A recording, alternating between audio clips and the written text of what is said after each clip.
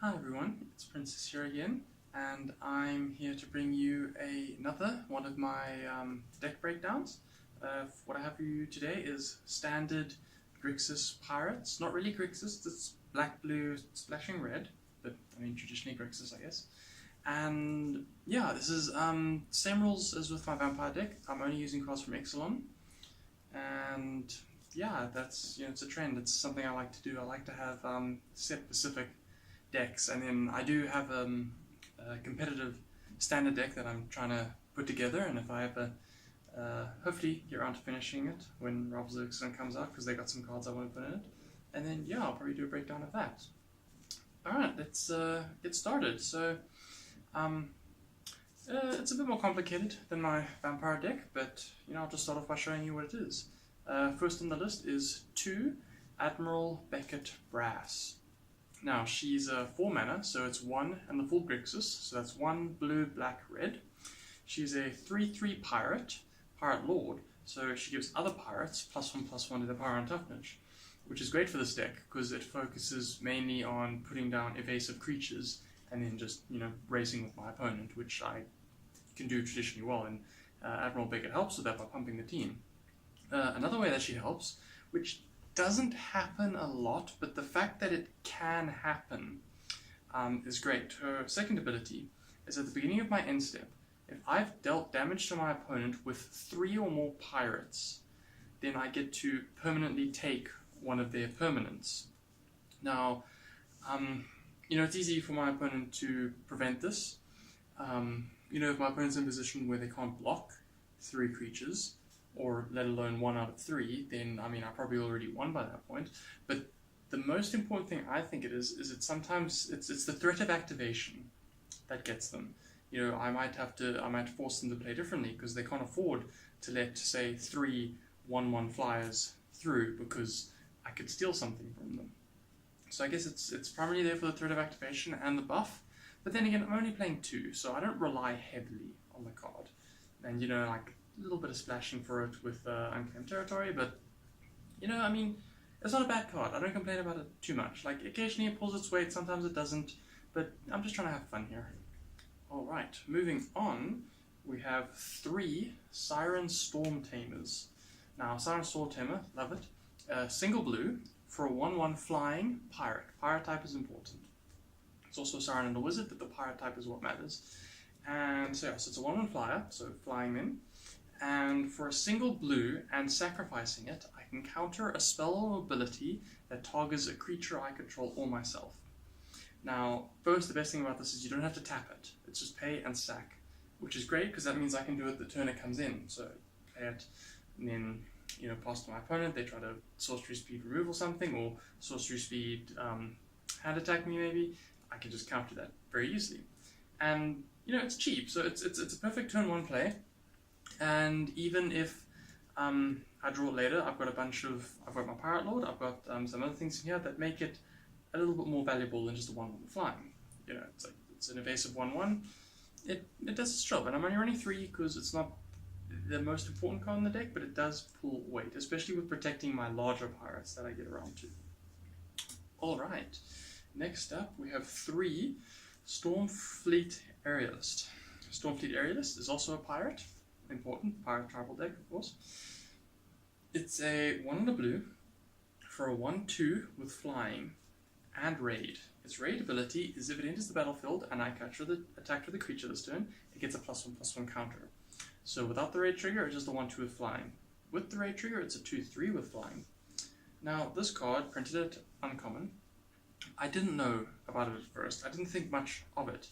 But then when I put it in, just because why not, I thought it's a bit more flying, it's got a little bit of a booty, so I thought why not put it in? And then I put it in, and it turns out to work really well. Like, he can be very aggressive if you want him to, and he's super great against aggro decks, because you get the counter on him. He's a 2/3, he can block most aggressive creatures. He can block the 2/1 Kenra, he can block the Bomac Courier, he can block pretty well, and also the added evasion helps, because when he's done blocking, he just gets into the air, and all that little damage in the air, it eventually adds up. Alright, the last of my blue creatures, and probably one of the most important cards in my deck, is 4 Dreamcaller Siren. Now, Dreamcaller Siren, I love this card. It's 4 mana, that's 2 and double blue, for Siren Pirate, right? Pirate type. 3 power, 3 toughness, flying, and flash. So I can cast this little bad boy at instant speed. Now, you can only block creatures with flying, but that's fine. I'm not really blocking with this deck. I'm being as aggressive as I can with pirates. And then the ability that matters, when he enters the battlefield, if I control another pirate, which I always do, I can tap up to 2 target non-land permanents. Now what makes this card so important is I'm building out my board state, and my opponent's probably doing the same. I've got some removal in the deck, so I can slow them down a bit, but where it works wonderfully is if they start playing defensively. Then on their end step, I flash in Dreamcaller Siren, I block the 2 most valuable blockers, and then it comes back to me. I've got Siren Stormtamer Dreamcaller on the field. I've got a bit of a more board state. They're tapped down, swing. It's also a great defensive card. Maybe it goes to their turn. They're about to attack me with 2 very big creatures I know I can't block. Getting their combat step, flash in Dreamcaller Siren, tap them down, be more aggressive next turn. Like, Dreamcaller Siren is just such a good card. I love it so much. It really makes this pirate deck. Right, moving on to blue non-creature spells. Now, you probably weren't suspecting this, but this card works so well in my pirate deck. It's Sirens Rouge, 3 copies.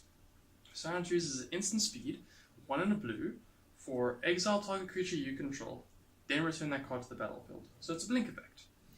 And if it's a pirate, I draw a card. All my creatures are pirates. So I use this on any one of my pirates, I get to draw a card. That's card advantage, that's great. But the main reason I play this is to mostly enable Dreamcaller Siren again. Because essentially, by running 4 Dreamcaller Sirens and 3 Sirens Rouge, I'm essentially running 7 of them. So being able to play Dreamcaller Siren and then blink it and draw a card, get the trigger on its ability, so much value. So much beautiful, beautiful value. I really love this card. It's also great with being defensive. It also enables Stormfield Aerialist. Maybe Stormfield Aerialist is my first play of the game because I didn't have a 1-drop. And you think, oh, it's wasted value. But later, I can... Turn 3, I've had on occasion where I swing with him, he gets in step, I blink him, he gets the raid trigger, he's untapped, I draw a card. Like, it's a common, but it's super value, and I really love it. Alright, last of my blue are 3 Lookouts Dispersal. It's instant speed, 3 mana, 2 and a blue, for counter target spell, unless the controller pays 4. However, another clause is that it costs 1 less if I have a pirate. So I'm always going to have a pirate, so it's always going to be 2 mana. So if I'm remembering correctly, it's essentially a mana leak. I mean, your opponent's usually never going to be able to pay 4. I mean, especially with the speed that this deck goes, they're never going to have enough mana. And it's just such a good counterspell. Like, it's mostly to throw my opponent off balance. Like, maybe I know there's something I don't have an answer to. I save up Lookouts Dispersal. Maybe they're tempo and I want to throw them off the jam because I'm trying to be a bit more aggressive. Bam, Lookouts Dispersal. Like, ultimately, it's a good card. It's saved my bacon quite a few times. It really puts the work in, and it's a really good card. I really like it. Alright, moving on to black. Alright, let's start off with something very simple. 4 Kitesail Freebooters. Kitesail Freebooter is 1 and a black, 2 mana, for a 1/2 flying pirate. When it enters the battlefield, opponent reveals their hand, I choose a non-creature, non-land card, and it gets exiled underneath Freebooter until it leaves the battlefield. So it's duress on a stick, basically, duress with a body. And I love this card. The number of times it picks out that premium removal, gets a fatal push, gets a walk to flank, gets a Vraska's Contempt. It can get any non-creature spell. It's great. And it's a little 1/2 flyer, and it's a pirate. And synergistic-wise, it works really well with the deck. And it's especially a great card early game because I can get in my opponent's hand. I can find out what their plays are, figure out how best to tackle the situation. Information is power. And late game, it's great because maybe I'm afraid to make certain plays because I don't know what they have. I know there are games where where I played Kitesail Freebooter before combat, and I found fog effects, I found you know, kill spells, counter spells, and yeah, like it obviously, you know, it dies, they get it back, but if I can just delay them for a turn, that can work very well in my favor. And like, it's great against control decks. If I ever go up against them, it's great. You know, I steal their removal, I steal their card draw, I keep hitting them in the face. Yeah, so that's Kitesail Freebooter. Next up, we have 4 Fathom Fleet Captains. This is a good card. This card's special for this deck. So it's 2 mana, 1 and a black. A lot of, you know, cheap creatures. Siren, Dreamcaller Siren, and what's her name? Admiral Beckett are probably the most expensive cards. 4 mana. You know, my curve is really low. That's because I'm going wide, keeping my hand full. Anyway, so Fathom Fleet Captain, very important card. 2 mana, 1 and a black, 2/1, so 2 power, 1 toughness, Menace. Menace has to be blocked by 2 or more creatures, so it can't be blocked by 1. So it's got the evasion down. Can't fly, but it has some evasion down. Its second ability, and most importantly, is whenever it attacks, if I control another pirate, I may pay 2 mana to get a 2/2 pirate with Menace. Now, this is great for many reasons. Firstly, I'm going wide. I'm going wide. I'm being aggressive. I'm building up my board state without actually having to play anything from my hand. He serves for additional 2-drops. Maybe I've got a hand that's just him, another pirate, and nothing else. Maybe just some non-creature spells and some lands. It's great because play pirate, play him, next turn swing in, pay 2 mana, get another creature on the board. You know, like he's more than just a single creature in himself. Like he really helps you go wide. All his tokens have evasion. He has invasion. Like if you're trying to be aggressive the way this deck is trying to be, evasion is very important because, you know, this isn't a traditional aggro deck. So, you know, my opponent can just stall for time and then, you know, they win because they pull up a superior board state. But I'm going wide and I'm being smart about it. So yeah, so Fathom Fleet Captain, great card. All right, next up, so now it's non-creature black spells. Starting off, 4 Walk the Plank. Walk the Plank, great card. 2 mana, it's double black, so, you know, a little bit of a struggle with fixing sometimes, not always. Like, usually I do quite well. I've got a good land ratio, and yeah, I very rarely have problems, but I mean, problems happen. But yeah, so it's 2 mana, double black, sorcery speed, which sucks, but hey, it's cheap, and it's destroy target non-merfolk creature. So it can kill anything, just not merfolk, which you'd think would be a problem, but not a lot of people are playing merfolk. Probably going to become a problem with rivals, because there's a lot of good merfolk coming out, so I can see a lot of people playing merfolk, and when that happens, Walk the Plank is not going to be the best card. But for the moment, it does very well. Like, it's a 2 mana, kill a creature. Sorcery speed, sure, that's fine. I just turn 2, 2 mana, oh, I mean, it doesn't have to be turn 2, but any turn in the game, pay 2 mana, kill their strongest creature, swing in with the team. It's a very valuable card. It's premium removal for a pirate deck, and it performs very well. Alright, last of my black spells. 2 Raider's Wake. This card, I think, is very underestimated. So, Raider's Wake is 4 mana. It's 3 and a black. It's an enchantment. Whenever an opponent discards a card, they lose 2 life. It also then has a raid ability. At the beginning of my end step, if I attack with a creature, my opponent discards a card. So, firstly, it fuels itself if you're being aggressive. Every time they discard a card, they lose 2 life. Now, the reason this card's great is because if I start off with early aggression, and then my opponent stabilizes when I've got them on a low life, I just play Raider's Wake. Each turn, I throw away a creature, they have to pitch a card, they lose 2 life.